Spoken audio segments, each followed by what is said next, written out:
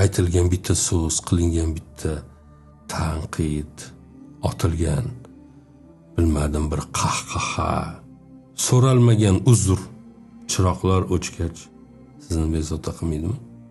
Bezovta qiladi. Shu paytgacha bezovta qilmagan bo'lsa, endi bugungi suhbatdan keyin bezovta qiladi. Undan qutulishni yo'li unutish emas, unutishga harakat qilish ham emas. Bunday qilish eshikni qattiq yopishga, itarib yopishga urinishga o'xshaydi. Qancha qattiq istasangiz, shuncha u tomondan ochilishga ham qattiq urinish bo'layotgandek.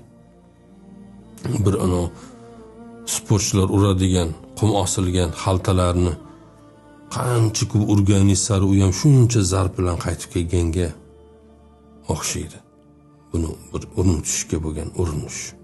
Har bir xotirani bir vazifasi bo'lishi mumkin bizda. Ular har kelganida bir narsani yo tuzatib ketadi, yo buzib ketadi. Yo yoqib ketadi sizni, yo o'chirib ketadi.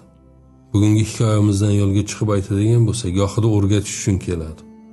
Yoqishini sababi darsda o'zlashtirmaganingiz uchun, to'g'ri xulosa chiqarmaganingiz uchun yonasiz.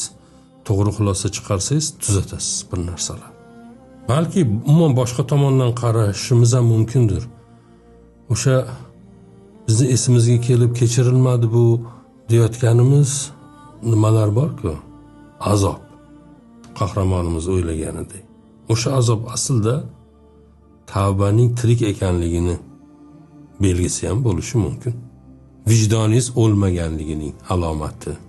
Tirik vijdon borligi. Bu ham katta bir nima bo'lib qoldi bugun. O'lik vijdonlar orasida tirik vijdon bo'lish.